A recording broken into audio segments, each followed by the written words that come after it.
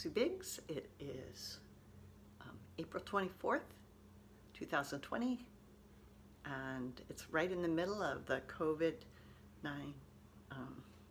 pandemic, but I'm going to make some pie, and so I thought I would make a little video about how I make pie dough, just for you. As a child, I thought that the recipe that my grandmother used for her pie dough was some sort of secret recipe, probably handed down from her great-grandmother from the pioneer days, something like that. Then I found out that my mother and my grandmother both had an old Betty Crocker's cookbook, and it was in there. And when I grew up and got a new cookbook by Betty Crocker's, the pie dough recipe was still the same. And this is the recipe. Of course, in the new Betty Crocker's, the salt is wrong. So if you get a Betty Crocker's cookbook, check the amount of salt for a 1 crust pie.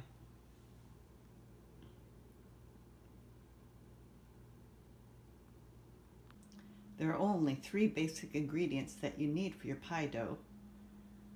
One, of course, is salt for flavor, and the 2 that are really important are the type of flour you use and Crisco. Bob's Red Mill all-purpose organic flour has made the best pie dough ever. Every time I make a pie with it, I have great luck. The other thing that is extremely important is the shortening. For me, and this is my mother and my grandmother, we have always used Crisco. We used to get a big can of it, but now I just get these little sticks. You can measure them out, and they're easy to use, but Crisco makes the best pie dough. So when I was young and learning how to bake in 4-H, we always used a sifter for our flour. I don't have a sifter anymore, but I don't just dip my cup measurements in the bag. I actually still use a spoon to measure out my flour, so I'll show you what that looks like.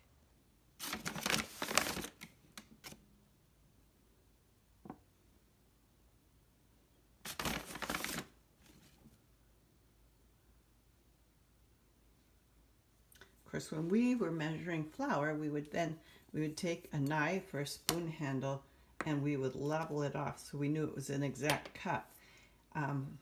I don't have anything to level it off into, so I'm just going to assume that's pretty close to 1 cup, and it's not all packed down. So I'll measure another cup because I need 2 cups of flour. Next, I add a teaspoon of salt. And I just sprinkle it all over, and that's the dry ingredients that I'll need for this pie dough. Well, in goes the shortening. The shortening gets cut into the flour salt mixture, but this is a dough cutter, and you work the shortening into the flour with this and it cuts it into little tiny beads of material. But my grandmother and my mother always used 2 knives, so that's what I'm going to do.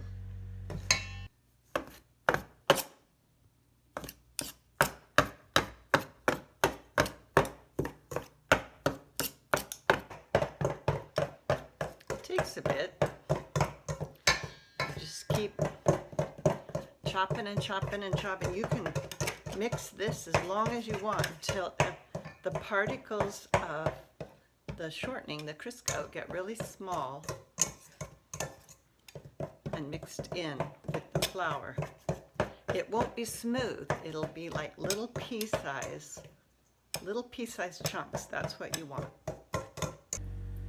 So none of these pieces are really big, and none of them are really small. But it's pretty well mixed up. The next part of the recipe is to add 4 to 5 tablespoons of cold water. And so I get ready before I do that. I put the 4 or 5 tablespoons of cold water into something. I also get myself a little bit of flour ready because I need a surface where I can put the dough once I start gathering it. The water goes in a little at a time. I just don't dump it in, but I put some in and I put it around, and then I use my hand. Or you can use a fork. My mother used a fork. I'm a very tactile type person. I use a hand. And as I just kind of squish it together. Like I said, she would just gather it with her fork. And some of it gathers up into a nice lump. So I take that. I don't want to work it too much, but I kind of put it together in a lump. And then I put it in my prepared spot.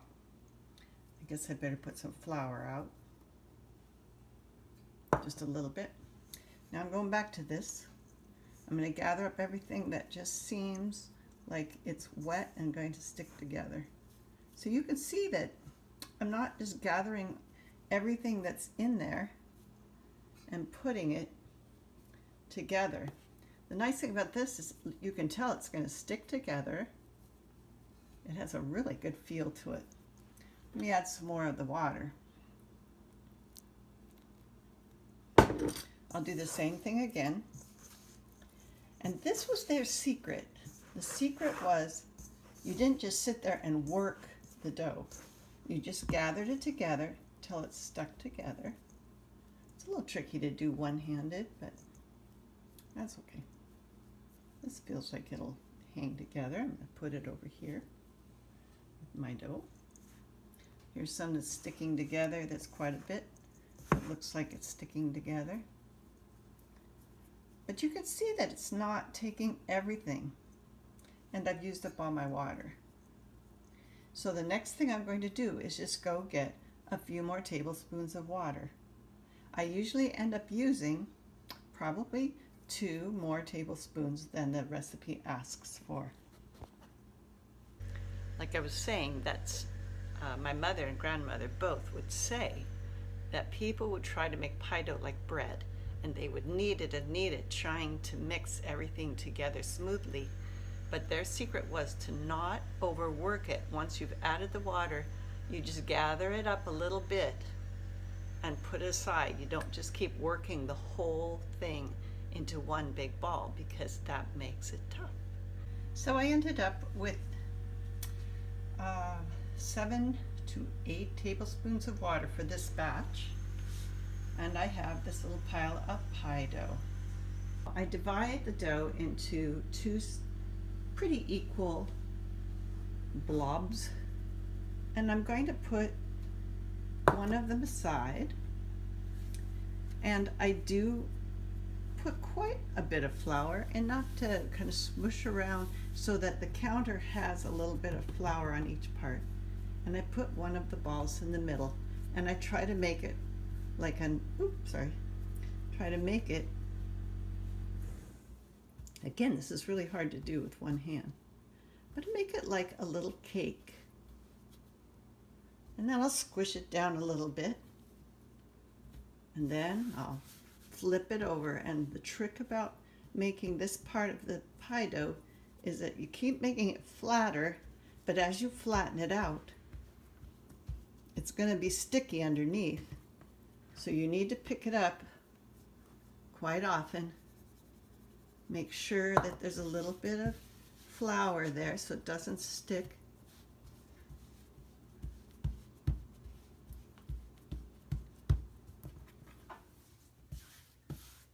And it's just the most important thing is just keep flipping it over. Okay, now I'm going to get the rolling pin out, and this is going to be hilarious because rolling with one hand is going to be very interesting. I'm going to try to make it in a circle that is the size, a little bit bigger than the pan that I'm going to put this pie in. Again, if I can, and I'm not sure I can do it with one hand. Oh, look at that. I want to keep this floured with a little bit of flour so that things don't stick. If the dough is a little sticky, I even put a little bit of flour on the other side so it doesn't stick to the rolling pin. The other thing that I can do is put a little flour on the rolling pin itself to help. And you go back and forth in one direction, but then you can go perpendicular in the other direction. Actually, this dough is turning out to be pretty nice. When I get to this point, I'm not going to flip it over because it's going to be a problem trying to flip it all the way. So instead, this is what I was taught, was to fold it in half and then to fold it in fourths. And this dough is very nice and sticking together well. I've had dough that does not, trust me. And you can see right now that doing this one-handed is not doing very well, but that's okay. Here we go, flop, flop. The nice thing about dough is once you get it flopped in, then you can work with it like modeling clay. Not only is my dough kind of crazy because I'm doing this one-handed, but the phone is getting all covered with flour and dough and all kinds of interesting things. Okay, I'm going to go work with this for a minute and I'll show you the final product in a second. So if I was going to make something like a banana cream pie or a lemon meringue pie or like a chocolate cream pie, you would be baking this by itself right now. You'd take a fork and you'd put some prick holes in the bottom of it. You'd clean up the edges, and I'll show you how to do that later. But then you would just put this in the oven and cook it for about 10 minutes, and then you'd put your cream filling in it. But this isn't what we're doing. So I'm going to go make the cherry filling, and then I'll get it in the pie, and then I'll show you how to finish off your pie dough. Well, here's the cherry pie. It has the lovely dots of butter that you put on berry pies or cherry pies before you put the top on. And here's the top layer that I folded.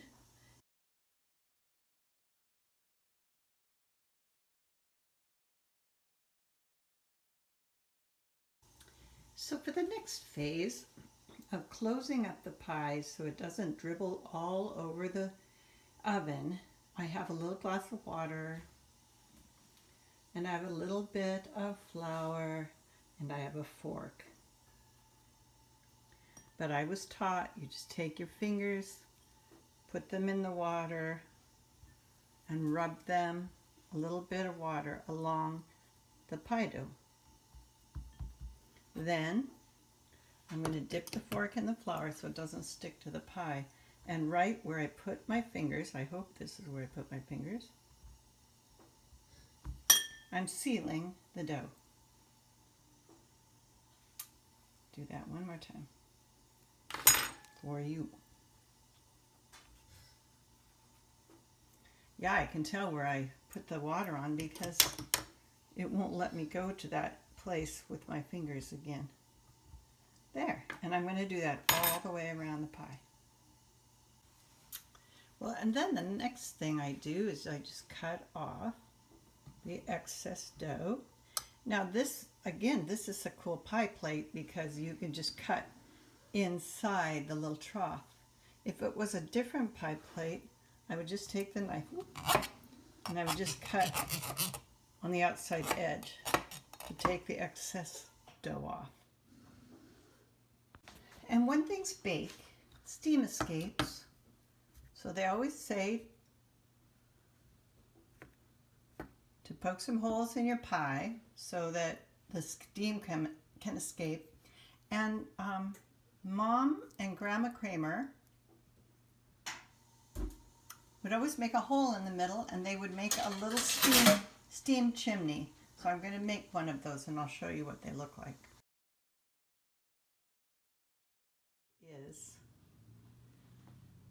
a reminder of my mom and my grandma and how they made their pies. And then the very last thing I do is I put foil around it, because when it bakes, the edges of the pie will burn if they don't have foil around them for most of the baking time. When it comes to be 15 minutes before the end of the baking time, I will remove the foil and let the edges get brown.